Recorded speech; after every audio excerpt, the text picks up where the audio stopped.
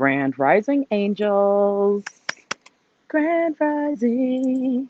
It is Kimmer Minuti, your friendly neighborhood Ascension coach, and I am bringing you this morning a very quick live on boundaries and your Ascension symptoms. Okay, and excuse me, I'm outside today grounding with my shoes off to do this live.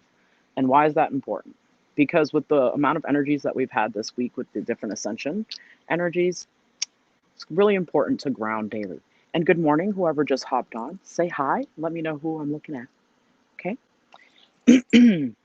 So, um, this morning we're going to talk about boundaries, right? So this is a real basic conversation about boundaries, guys. I'm not going to go into this too deeply. I'll do some follow-up videos on it. But a lot of times people don't realize that your ascension symptoms and your boundaries are definitely linked to your journey. And so it's really important to figure out what your boundaries are. So let's start with that. What are your boundaries? Okay. And why are they important? So your boundaries are important because they teach you how to allow people to treat you. Okay. Does that make sense? So, good morning, Sam. Oh, it's so great to see you live this morning, darling. And anybody else who's on live, just drop your name in the comments in case I didn't see you the first time, okay?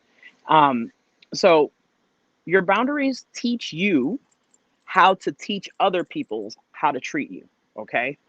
And the problem with that is that many of us are empaths and we were raised in relationships where we were taught to please others and never to please ourselves. So therefore, we don't have good boundaries, okay? And me included, all right?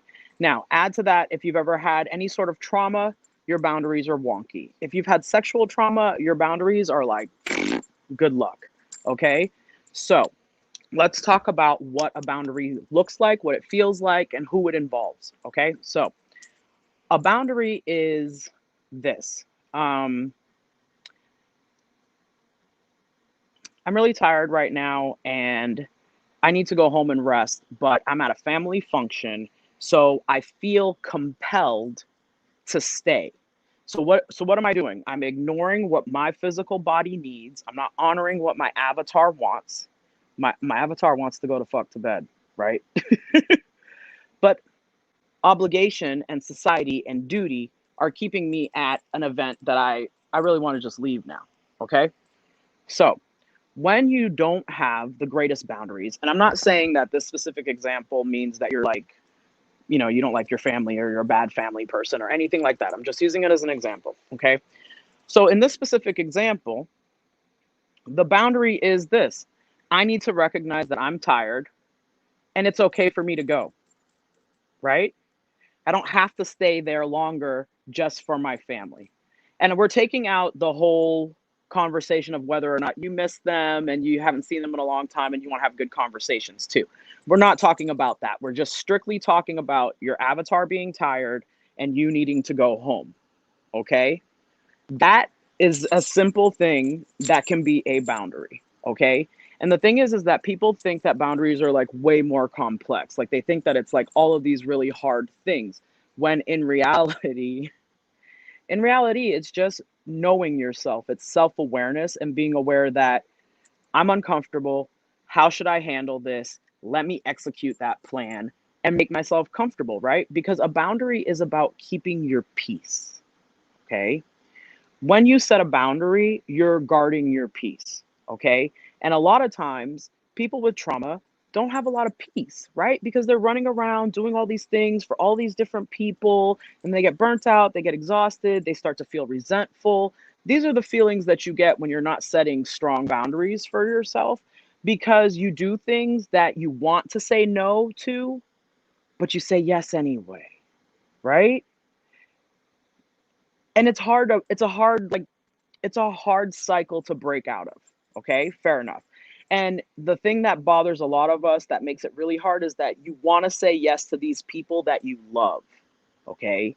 And so that makes it hard for you to say no because you don't want to say no to them. But you need to say no because it's causing you undue stress. Okay. So boundaries are a form of self-care also. I want you to be aware of that. It's very important that you utilize boundaries to care for yourself, because that's how you're going to know when you need to rest, when you need to retreat, when you need to say no to people about things that are going to take you further from your goal or your focus or your energy or your health. Or shoot, I just lost my train of thought. I lost my train of thought. Oh, what was it? Oh, let's just switch topics since I lost my train of thought. Let's talk about how do not having boundaries feel in your body. Okay, let's talk about that. So when you don't have good boundaries, and I'm just speaking from experience because I had shit boundaries 90% of my life, guys, to be real. So when you don't have great boundaries, you end up with psychosomatic feelings, right? A lot of us who are dealing with the ascension process are empaths, highly sensitive people, highly intuitive people, okay? So you start to have psychosomatic reactions to not setting good boundaries. The first one is usually exhaustion, because you're burnt out from doing things in a way that is not conducive to your system as a highly sensitive person. Okay, we are taught in the society to go, go, go, go, hustle, hustle, hustle, hustle, grind, grind, grind, feel bad about resting, all of these things. As a highly sensitive person, you deeply need rest to allow your nervous system to calm down from all of the sensory input that you're bombarded by on a moment to moment basis. Okay, so one of the important things that people don't realize about boundaries and the ascension symptoms is that your ascension symptoms are a roadmap to healing yourself so that you can continue to elevate your vibration. Okay. And the symptoms that you are experiencing in the ascension are often related to the trauma areas that you have and the boundaries that you haven't set. Okay, so you keep repeating those cycles until you clear them up. So for instance, a common boundary that people don't set. Good morning, Teresa, and you're very welcome. um so another boundary that people tend to set, okay, I'm gonna just give you one. Okay, one that I suck at because I hate to tell people no. But I can do it, but I suck at it sometimes, right? So um someone will ask me for advice, okay? And let me tell you why this is a hard boundary for me. I'm a coach. Number two, I have claircognizance. So my intuitive pathway is activated with a question. So if you ask me a question, almost immediately spirit starts to flood me with answers, right? And so you ask the question, I want to answer it. I want to, like, but I have to pull back because sometimes that's not appropriate. Sometimes I'm not honoring myself and my business and the work that I do by just spewing advice anytime anybody asks me. Why? Because then that sends me down 20 different rabbit holes and I'm not focusing on the shit I need to do for me, right? And I didn't understand that for the longest. I really just wanted to help people, okay? If that resonates with you guys, drop that in the chat. Let me know what you think, because as healers and helpers, we desperately want to help people. It makes us feel better. I feel better if I'm helping you, but I cannot be helping you to my detriment. Does that make sense? And so neither can you. You must place a boundary so that you can keep yourself full enough to do the work that you're here to do. Okay? So, and this is going to be a short live, guys, only like 6 more minutes. I'm really not going hard on this. So let's talk about the container that you are. Okay, I like to always tell my clients this: you are a container of energy, right? Your whole system, your chakra system, your body system, they're a tangible a tangible bridge of the divine and the physical married into one. And your ascension is the process of integrating your spirituality and your divinity into your human avatar, getting them to co-create what it is that you need to bring 5D into this reality so you can live your best life, okay? So when you're having these ascension symptoms, let's start with exhaustion, you're burnt out. Why? Because you're giving too much and you are not filling your cup enough for what you're doing. Like, we're out here running on fumes, y'all, pouring from an empty cup, okay? Now, not only are you pouring from an empty cup, but the ascension has now shown you all manners of things that are awry in your life, okay? Which is why it's so shocking and devastating, and why we have these things called dark nights of the soul, because now you realize all the crap you've been putting up with that you really oughtn't to, because that's not what you're here for. It's not what you're here for. So you start looking at these ascension symptoms because you're tired of crap, your body hurts, you're having these aches and pains, you're getting migraines, you're hallucinating, you're having out-of-body experiences, anxiety through the roof, all these manner of issues. Your friends don't resonate with you, your family doesn't sound like anything that you ever wanted to be around anymore anyway, you don't know why you're with those people, you just want to go home to your family, your soul tribe. Okay, that's what I call your soul tribe. Teresa, you can just drop me a message. I'll send you a line after this line. Okay. So when you need to get a hold of your soul tribe, this is what starts with the ascension symptoms. You become completely dissatisfied with everything in your life because you realize that you're living disingenuously and not on purpose. Not on purpose. Like, give yourself a break. Like, we were programmed to do X, Y, Z. We did it for a while. We broke down. It didn't work. Now is your chance to build yourself up.